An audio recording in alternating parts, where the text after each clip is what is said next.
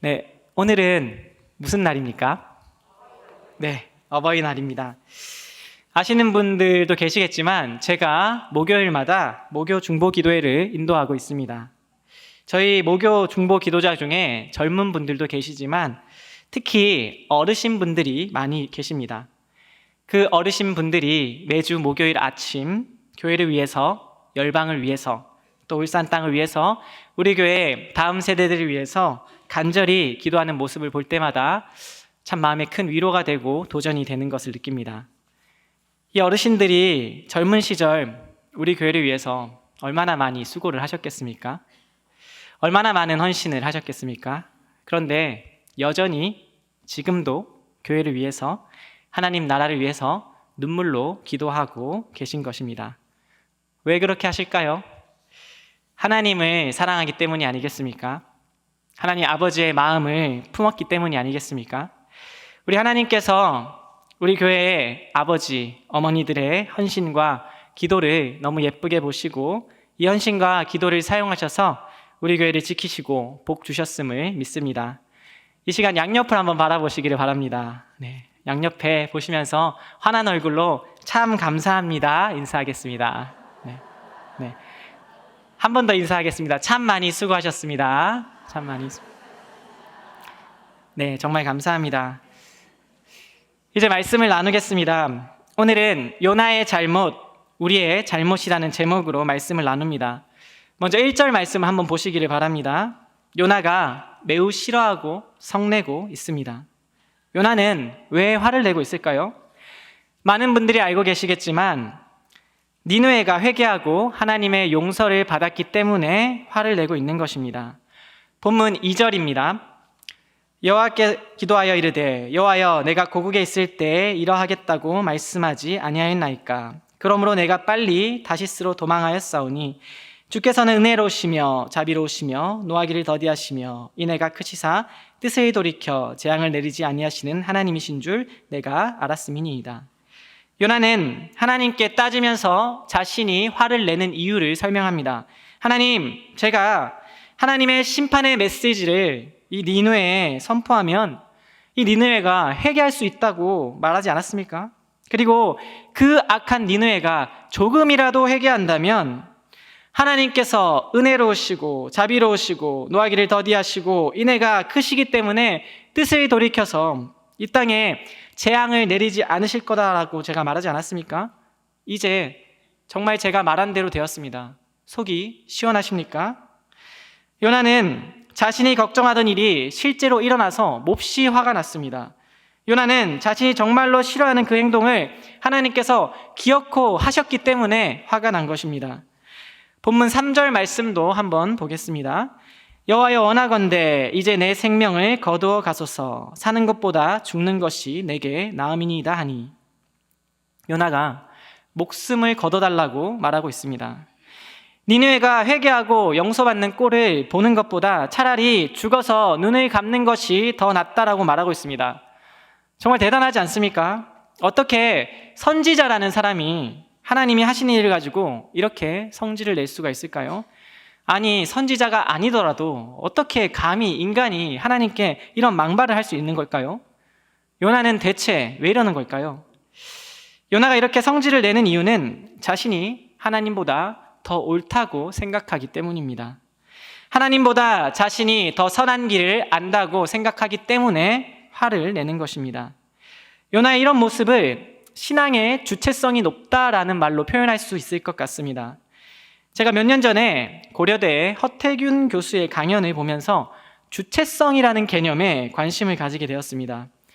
허태균 교수를 아시는지 모르겠는데 이 허태균 교수는 우리나라 사람들의 심리를 연구하는 학자입니다.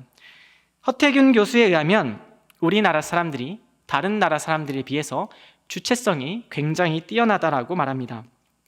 우리나라 사람들이 주체성이 뛰어나다는 것을 알 수 있는 말이 있는데요. 혹시 그것이 뭔지 아시는 분 계십니까? 내가 생각하기에는 이라는 말이라고 합니다. 우리나라 사람들이 다른 나라에 비해서 내가 생각하기에는 이라는 말을 정말로 많이 한다고 합니다. 공감이 되십니까? 예를 들어 보겠습니다. 민원이 있어서 구청에 갔습니다. 구청 공무원에게 제가 이걸 하려고 하는데 어떻게 하면 되겠습니까? 라고 물어보면 이런 대답을 들을 때가 많습니다. 그것은 매뉴얼상 불가능한 일입니다. 그것은 원칙상 안 되는 일입니다. 이런 대답을 들으면 우리나라 사람들 어떻게 할까요? 그렇습니까? 알겠습니다. 죄송합니다 하고 돌아갈까요? 씩 웃으면서 되겠구만 한다는 것입니다. 자기가 보기에 될 것 같은 겁니다. 안 될 것 같다고 생각했으면 애초에 귀찮게 구청을 갈 이유가 없었겠지요. 자기가 생각하기에 될 것 같으니까 계속해서 해달라고 떼를 쓴다는 것입니다. 또 한 가지 예가 있습니다. 우리나라 자동차 사고 사망률이 상당히 높습니다. 그리고 우리나라의 보행자 사고율은 OECD 평균의 자그마치 3배가 된다고 합니다. 왜 이렇게 사고가 많이 날까요? 교통법규를 안 지켜서 그런 겁니다. OECD 국가를 대상으로 법규 준수율을 조사한 결과를 보면 우리나라가 최하위권에 있다는 것을 알 수가 있습니다. 우리나라 사람들은 왜 이렇게 법을 안 지키는 걸까요? 법이 싫어서 그런 걸까요? 아닙니다. 우리나라 사람들 법 얼마나 좋아합니까? 무슨 일만 있으면 법대로 하자라고 하면서 싸우지 않습니까? 예. 우리나라 사람들은 법을 좋아합니다. 단 자기가 좋아하는 법만 좋아합니다. 네. 운전하다가 빨간불이 들어옵니다. 일단 섭니다. 아무도 없습니다. 옆을 보니 노란 선 2줄이 있습니다. 돌려도 됩니까? 안 됩니까? 안 되는데 생각을 하는 겁니다. 내가 보기에는 유턴해도 되겠구먼. 네. 이건 내가 잘못된 게 아니라 지금 이 상황에서 유턴을 못하게 하는 법이 잘못된 것이다 라고 하면서 유턴을 하는 겁니다. 다들 그렇게 주체적인 사고를 하면서 운전을 하니까 사고가 많이 나는 겁니다. 물론 이런 주체적인 사고가 무조건 나쁜 것은 아닙니다. 허태균 교수는 이런 주체적 사고가 한국 사회에 유례없는 경제 발전을 이룬 원동력 중에 하나다라고 이야기를 했습니다. 그리고 그 주체적 사고가 한국 사회에 가지고 온 빛과 그림자가 있다라고 말했습니다. 빛은 뭐겠습니까? 다른 나라는 5년, 10년 걸릴 공사를 우리나라는 2년, 3년 만에 해내는 것입니다. 당연히 엄청나게 빠르게 발전할 수 있었겠죠. 그림자는 무엇이었겠습니까?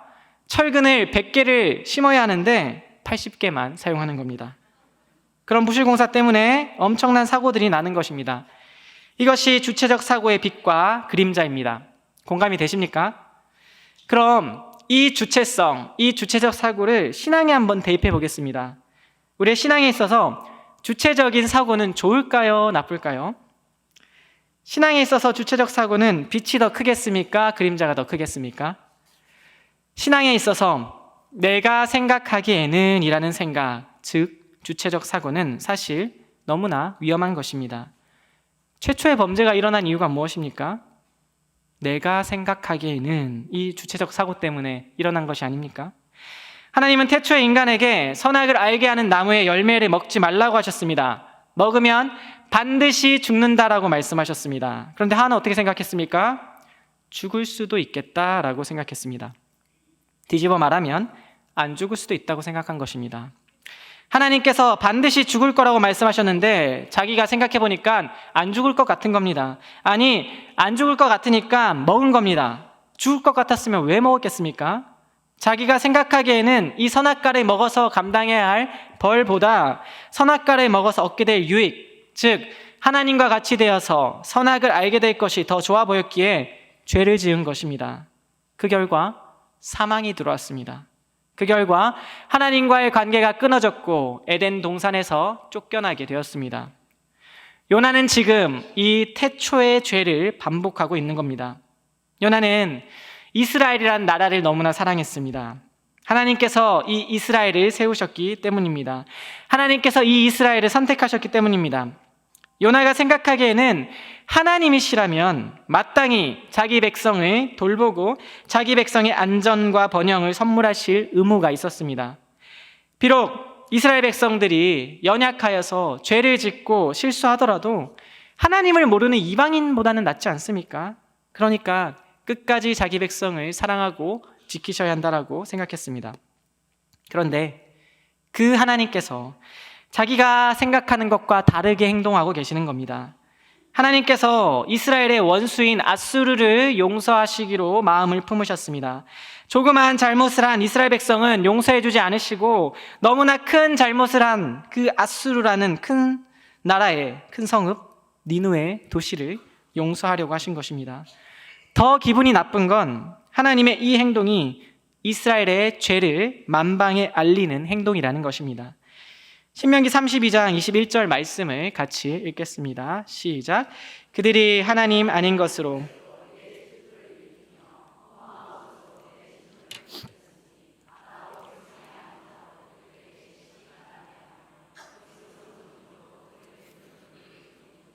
아멘. 요나는 하나님의 말씀을 잘 아는 선지자였습니다. 요나는 이스라엘이 우상을 숭배해서 하나님을 질투나게 할 때 하나님께서 하나님 백성 아닌 자들에게 자비를 베푸심으로 자기 백성을 질투나게 하실 거다라는 말씀을 잘 알고 있었습니다. 그리고 지금 하나님께서 그 일을 행하고 계시다라는 사실을 알고 있었습니다. 그래서 분노한 겁니다. 하나님, 저희의 죄를 인정합니다. 우상 숭배 인정합니다. 하지만 아무리 그래도 저 근본 없는 니느웨보다는 낫지 않습니까? 우리가 저 니느웨보다 더 많은 죄를 지었습니까? 우리가 아무리 타락해도 이방인들보다 더 타락했겠습니까? 저들에게 자비를 베푸심으로 우리나라의 죄를 지적하신다고요? 의도는 알겠지만 그랬다가 나중에 저들이 강성해져서 이스라엘 나라를 치면 어떻게 하실 겁니까? 이렇게 불만을 터뜨리고 있는 것입니다. 실제로 북이스라엘은 나중에 아수르에 의해서 멸망합니다. 우리는 역사의 기록을 통해서 요나의 염려가 헛된 염려가 아니었음을 알 수 있습니다. 그래서 요나는 하나님께 화가 난 겁니다. 4절에 보십시오. 요나가 단단히 화가 나서 하나님께 죽여달라고 하니까 하나님께서 네가 성내는 것이 옳으냐라고 물어보십니다. 요나가 뭐라고 대답합니까? 5절을 보십시오. 뭐라고 대답하고 있습니까? 대답을 안 하고 있습니다. 대답을 안 하고 초막을 짓고 니느의 성을 바라봅니다. 지금 뭐 하고 있는 겁니까?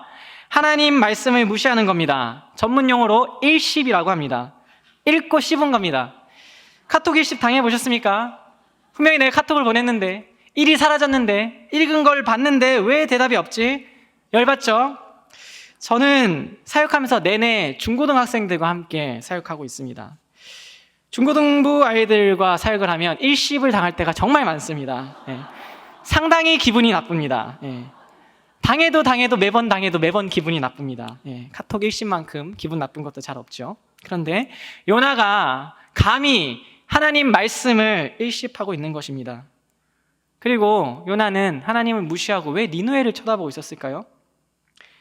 니느웨가 회개했던 것을 돌이켜서 다시 범죄하게 되기를 기대한 것입니다.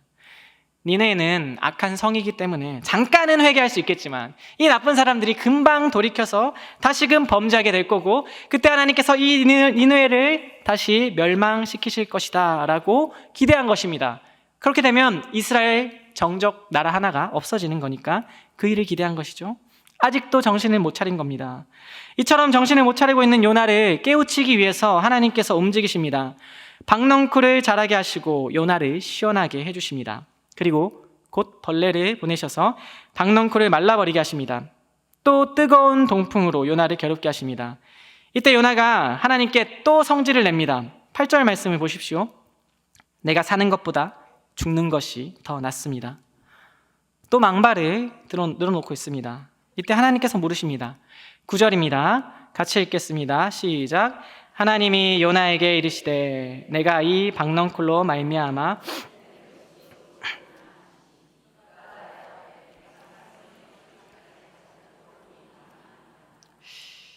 내가 성내어 죽기까지 할지라도 옳으니이다. 이게 지금 말입니까? 방구입니까? 입에서 나온다고 다 말이 될 수가 있겠습니까? 요나는 지금 하나님 앞에 때려 죽어도 제가 맞습니다라고 말하고 있는 것입니다. 사실 아까 하나님께서 말씀하실 때 반응하지 않고 일십을 했을 때도 이 말을 하고 싶었을 것입니다.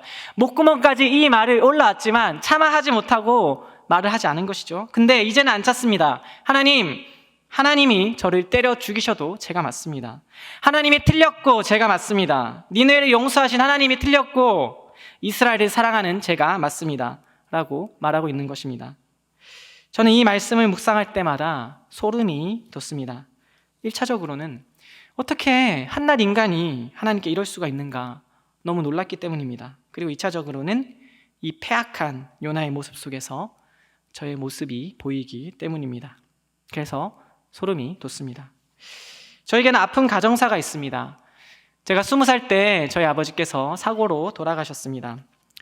아버지께서 포스코에서 근무하셨는데 포스코에서 용광로 작업을 하시다가 사고가 나서 돌아가셨습니다. 너무나 끔찍한 산업재해였습니다. 손 한 번 제대로 써보지 못하고 아버지를 잃었습니다. 그때 저는 하나님께 분노했습니다. 하나님께서 제 기도를 들어주시지 않았기 때문입니다. 하나님께서 제가 옳다고 생각하는 일을 행하지 않으셨기 때문입니다. 저는 어릴 때부터 열심히 신앙생활을 했습니다. 제가 이렇게 보여도 중고등부 위원장 출신입니다. 저는 고3 때 학교 선생님에게 미친놈 소리를 들으면서도 한 번도 주일 예배를 빠지지 않았습니다. 완전히 착하게 살았다, 완전히 의롭게 살았다라고 말할 수는 없지만 그래도 다른 친구들에 비해서는 꽤 괜찮은 삶을 살았다라고 자부하던 사람이었습니다. 그런데 하나님께서 제 기도를 들어주시지 않으셨습니다. 저는 아버지를 회복시켜 주시기를 간절히 기도했습니다. 저희 친가 식구들이 모두 다 예수님을 믿지 않습니다.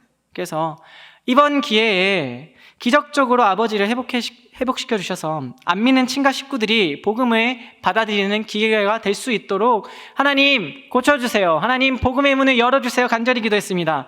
그런데 하나님께서 간절한 저의 기도를 외면하셨습니다. 아버지가 돌아가셨습니다. 집안에서 유일하게 예수를 믿던 형제가 죽었습니다. 그것도 50이라는 젊은 나이에 죽었습니다. 친가 식구들이 뭐라고 생각하겠습니까? 예수 믿어서 그렇게 됐다라고 생각하지 않겠습니까? 그래가지고 복음이 전해지겠습니까? 성도님들도 한번 생각해 보시기 바랍니다. 복음 전파의 관점에서 누가 더 맞는 겁니까? 아버지가 기적적으로 회복되어야 한다고 생각하는 제가 맞는 겁니까? 아니면 아버지를 50살이라는 젊은 나이에 천국으로 데려가신 하나님이 맞는 겁니까? 제가 더 맞는 것 같지 않습니까? 저는 제가 옳다고 생각하는 대로 움직이지 않으신 하나님이 싫었습니다. 제 기도를 들어주지 않으신 하나님이 미웠습니다. 그래서 하나님께 분노했습니다. 그래서 오랜 기간 동안 하나님과 싸웠습니다. 싸운다는 표현이 웃기지만 저는 그때 그렇게 생각했습니다. 그래서 저는 이 요나의 마음이 이해가 됩니다. 때려 죽어도 제가 옳습니다. 제가 성내다가 죽어도 하나님이 틀렸고 제가 맞습니다. 저는 이 마음이 이해가 됩니다. 그런데 그 마음을 이해하는 것과는 별개로 진짜로 그러합니까? 진짜로 제가 맞고 하나님이 틀릴 수가 있는 겁니까? 하나님과 저 이 둘의 생각이 다르면 누구 생각이 맞는 걸까요? 당연히 하나님의 생각이 맞는 겁니다. 저와 하나님의 생각이 100만 번 다르면 100만 번 다 하나님이 맞고 100만 번 다 제 생각이 틀린 겁니다. 인정하십니까? 동의하십니까? 그럼 성도님들도 언제나 하나님의 생각이 옳다라고 믿으십니까? 그런데 요즘 시대를 살아가는 수많은 사람들이 그렇게 생각하지 않는 것 같습니다. 하나님의 생각과 나의 생각이 다를 때 하나님이 틀렸다라고 이야기합니다. 자신이 맞다고 생각합니다. 수많은 이단들이 그 생각 때문에 태어났습니다. 성경은 오직 믿음으로 말미암아 구원받는다라고 증언합니다. 죄를 많이 지은 사람이든 착하게 산 사람이든 돈이 많은 사람이든 돈이 적은 사람이든 오직 예수 그리스도의 십자가 부활의 믿음으로 말미암아 구원받습니다. 이 복된 소식이, 이 복음이 마음에 걸림이 되는 사람들이 있습니다. 나는 예수님 열심히 믿으면서 어릴 때부터 예수님 믿으면서 주일에 놀러 안 가고 수많은 헌신을 하고 수많은 사역을 했다. 저렇게 추악한 삶을 산 사람과 내가 똑같이 오직 믿음으로 말미암아 구원받는 게 말이 되는가? 그래서 믿음만 가지고는 안 된다라는 생각을 가지게 됩니다. 하나님께서 성경을 통해서 오직 믿음으로 구원받는다는 것을 분명히 계시하셨는데도 그대로 믿기가 싫은 겁니다. 하나님의 말씀을 몰라서 안 믿는 것이 아닙니다. 말씀이 어려워서 이해가 안 돼서 안 믿는 것이 아닙니다. 하나님 말씀과 내 생각이 다르기 때문에 믿지 않는 겁니다. 하나님 말씀과 내 생각이 일치하지 않기 때문에 하나님의 말씀이 틀렸다라고 생각하는 것입니다. 하나님의 진노를 믿지 않는 이단들도 있습니다. 하나님께서 애굽 사람들을 홍해에 수장시킨 사건을 받아들일 수 없는 겁니다. 어떻게 사랑의 하나님께서 그렇게 잔인하실 수가 있는가? 말도 안 된다라고 생각합니다. 가나안 정벌을 이해할 수가 없습니다. 그런 사람들은 구약의 하나님을 믿지 않습니다. 그리고 말합니다. 그런 하나님이라면 믿지 않겠습니다. 그런 하나님이라면 싫습니다. 이렇게 말하는 사람들은 신약에 나타난 예수님만을 믿는다고 말합니다. 하지만 그것은 말이 안 됩니다. 예수님께서 구약의 예언대로 이 땅에 오셨고, 예수님은 구약 시대 때도 존재하셨으며 그 시대 때도 하나님 아버지를 사랑하셨기 때문입니다. 이런 사실이 성경에 분명히 적혀 있는데도 불구하고 구약의 하나님을 사랑할 수 없다고 말하는 겁니다. 이처럼 성경 말씀으로 읽지 않고 내 생각대로 읽으려고 하는 움직임은 지금도 계속되고 있습니다. 아니, 죽을 때까지, 예수님께서 오실 때까지 계속될 것입니다. 여성 신학이라고 들어보셨습니까? 여성의 관점으로 성경을 해석하는 학문입니다. 엄밀히 얘기해서 페미니즘의 관점에서 성경을 해석하는 학문입니다. 지금까지 성경이 남성들의 관점에서 잘못 해석되었기 때문에 이제는 페미니즘적 관점에서 성경을 다시 보고 다시 해석해야 한다는 것입니다. 마음은 이해가 됩니다. 지금까지 성경을 잘못 읽어온 부분이 있을 수 있습니다. 과거 성경을 마음대로 해석해서 여성들을 억압했던 부분이 분명히 있었습니다. 왜 그런 일이 발생했을까요? 인간의 죄성 때문입니다. 인간의 죄성으로 말미암아 성경을 잘못 해석할 부분이 있었다면 성경을 통해서 점검하고 진짜 하나님의 뜻을 찾아서 우리의 잘못된 생각을 고쳐나가야 하는 것이 맞습니다. 그 원리를 따라서 지금까지 많이 고쳐왔고 고쳐나가고 있습니다. 그런데 성경 해석에 있어서 원칙이 중요합니다. 원칙은 성경은 성경으로 해석해야 한다는 원칙입니다. 이 원칙이 출발점이 되어야 합니다. 페미니즘의 관점에서 성경을 다시 읽어나가야 하는 것이 아니라 성경의 관점에서 여성을 다시 읽어나가야 하는 것입니다. 내 생각에는 이게 맞는데가 아니라 성경이 뭐라고 말하고 있느냐, 이것이 우리의 출발점이 되어야 한다는 것입니다. 퀴어 신학이라는 것도 있습니다. 동성애의 관점에서 성경을 해석하는 신학입니다. 역시나 출발점이 잘못되었습니다. 동성애의 관점, 즉 내 생각에는 이라는 말을 하면서 성경에 접근해서는 안 됩니다. 성경이 뭐라고 말하고 있는지 성경의 관점에서 접근해야 합니다. 과거 그리고 지금까지 이런 식의 수많은 신학의 움직임들이 일어났고 지금도 계속해서 일어나고 있습니다. 좋은 마음으로 시작했을 수 있습니다. 하지만 그 동기가 무엇이든 성경에서 출발하지 않았다면 결국은 요나의 잘못을 범할 수밖에 없는 것입니다.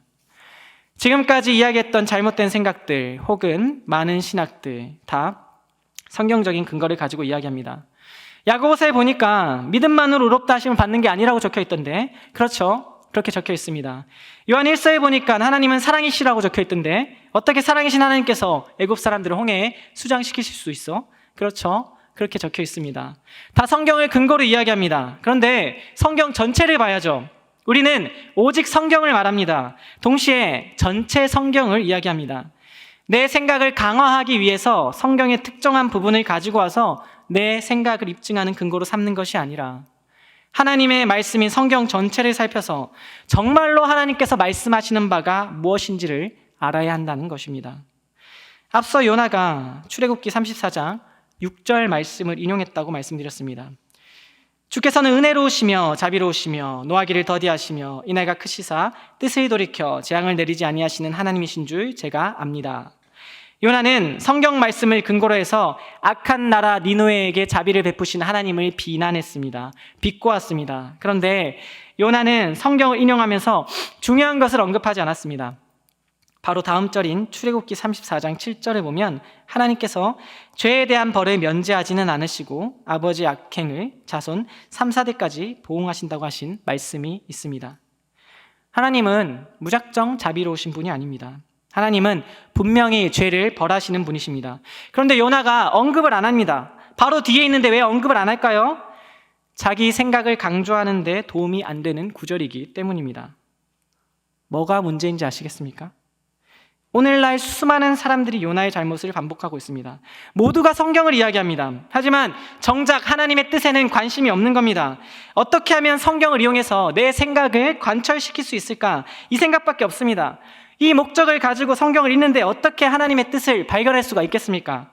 성경에서 출발하지 않았는데 어떻게 성경적인 결론을 내릴 수가 있겠습니까? 성경에서 출발하지 않은 사람들이 성경과 내 생각이 충돌할 때 무슨 결론을 내리겠습니까? 내가 맞고 하나님이 틀렸습니다. 내가 맞고 성경이 틀렸습니다. 라는 결론을 내릴 수밖에 없습니다. 필연적인 결과입니다. 오늘 말씀에 나오는 요나는 그걸 보여주고 있습니다. 요나는 지금 지독한 자기 중심성에 빠져 있습니다. 요나서 4장, 이 짧은 장에서 요나가 나라는 말을 얼마나 많이 하는지 아십니까? 내가, 내 생명, 내가 자그마치 7번이나 말합니다. 요나는 지금 자기 의에 가득 차 있습니다. 하나님은 중요하지 않습니다. 내가 중요합니다. 하나님의 뜻은 중요하지 않습니다. 내 생각이 중요합니다. 그러니까 하나님께 감히 이런 말을 할 수 있는 겁니다. 하나님, 때려 죽어도 제가 맞습니다. 성질내다 죽어도 제가 맞고 하나님이 틀렸습니다. 그런데 말입니다. 요나는 과연 하나님께 이렇게 화낼 수 있는 자격이 있는 사람일까요? 하나님이 요나에게 물으십니다. 네가 성내는 것이 옳으냐? 끊임없이 내가를 외치고 있는 요나에게 하나님께서 물으십니다. 그래, 너 말이다, 네가 성내는 것이 옳으냐? 요나는 어떤 사람입니까? 하나님의 선지자면서도 하나님의 말씀을 순종하지 않고 다시스로 도망하려고 한 사람입니다. 요나는 죄를 지었습니다. 그럼 죽어야죠. 그래서 요나는 그 죄에 대한 벌로 바다에 던져졌습니다. 요나가 받아 마땅한 처벌이었습니다. 그런데 어떻게 했습니까? 하나님께서 큰 물고기를 예비하셔서 요나를 살리셨습니다. 요나가 그런 은혜를 받을 자격이 있어서 그런 은혜를 받은 겁니까? 아닙니다. 하나님께서 일방적으로 아무 조건 없이 은혜를 베풀어 주셨습니다. 요나는 오직 은혜로 은혜를 받았습니다. 그런데 그런 은혜를 받은 요나가 지금 하나님을 향해서 분노하고 있는 것입니다. 하나님의 은혜를 비방하고 있는 것입니다. 참으로 배은망덕합니다. 이 폐악한 요나랑 우리랑 다른 게 뭐가 있습니까? 우리는 모두 죄인이었습니다. 우리는 모두 은혜로 구원받았습니다. 그러니 우리에게는 하나님의 은혜를 비난할 그 어떠한 자격도 없습니다. 이 세상에 존재했던 인간 중에서 네가 성내는 것이 옳으냐라는 그 하나님의 질문 앞에 네, 제가 성내는 것이 옳습니다 라고 하나님을 비난할 수 있는 사람은 단 한 분밖에 없습니다. 그분은 완전한 인간이자 완전한 하나님이신 우리 주 예수 그리스도이십니다. 예수님은 아무 죄 없이 십자가에 달리셨습니다. 왜요? 우리의 죄를 대속하기 위해서였습니다. 그 십자가 외에서 예수님은 하나님을 향해서 분노할 자격이 있으셨습니다. 하나님의 그 은혜를 비난할 수 있었습니다. 왜 제가 죽어야 합니까? 왜 저에게는 은혜를 베풀지 않으시고 저렇게 파렴치한 죽어 마땅한 죄인들에게 은혜를 베푸십니까? 하나님을 비난할 수 있었습니다. 그런데 우리 예수님께서 십자가 위에서 무슨 말씀을 하셨는지 아십니까? 아버지, 저들을 사하여 주옵소서. 자기들이 하는 것을 알지 못함이니이다. 우리 예수님은 십자가 위에서 하나님의 은혜를 비난하지 않으시고 죄인인 우리를 중보하셨습니다. 이 은혜 때문에 우리 모두가 지금 이 자리에 있을 수 있는 것 아니겠습니까? 이 땅에서 하나님을 비난할 수 있는 자격을 가지신 유일한 분이 하나님을 비난하지 않으셨는데 우리가 하나님이 하신 일을 두고 무슨 말을 할 수가 있겠습니까? 우리에게는 때려 죽여도 내가 맞습니다라고 말할 자격이 없습니다. 우리에게는 그런 하나님이라면 믿지 않겠습니다라고 말할 자격이 없습니다. 지금 여러분의 생각은 하나도 중요하지 않습니다. 그냥 믿으십시오 이런 말씀을 드리는 게 아닙니다. 내가 이 지독한 자기 중심성에서 벗어나서 하나님을 바라보자는 것입니다. 오늘 하나님께서 우리에게 물으십니다. 본문 10절과 11절 말씀을 같이 읽겠습니다. 시작. 여호와께서 이르시되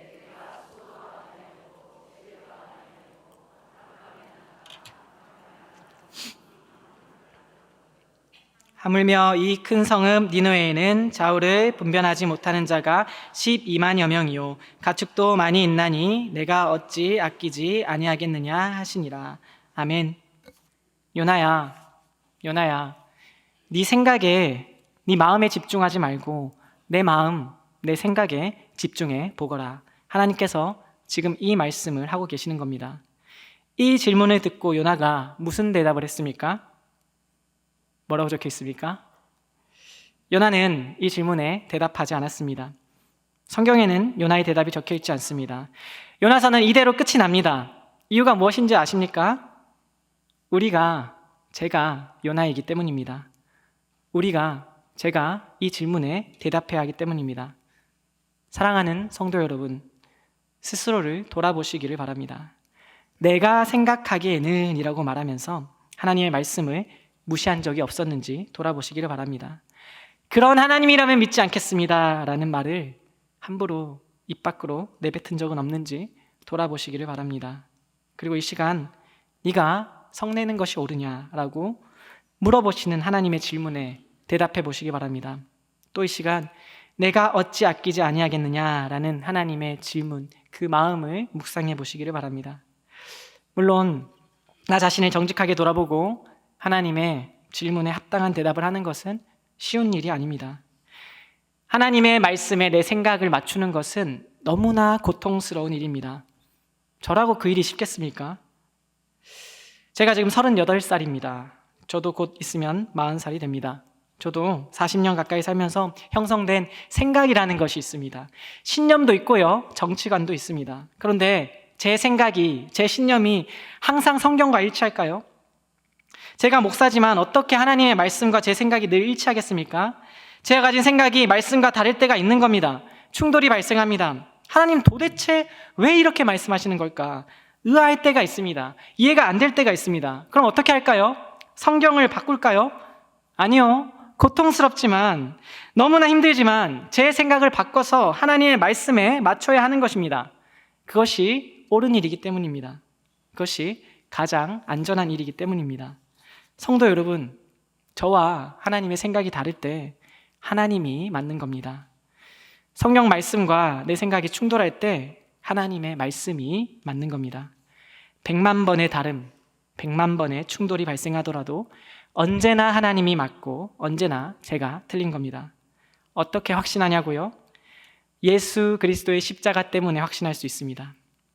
예수 그리스도의 십자가를 보면서 어찌 아직도 하나님의 선하심을 의심할 수가 있겠습니까? 우리 하나님의 선하심을 신뢰합시다. 하나님의 말씀 앞에 무릎을 꿇읍시다. 이곳에 모이신 모든 성도님들은 그 과정이 너무너무 힘들고 고통스럽더라도 결국에는 하나님의 말씀 앞에 무릎을 꿇고 하나님의 주권을 인정하고 하나님의 선하심을 신뢰하는 성도님들 되시기를 간절히 소망합니다.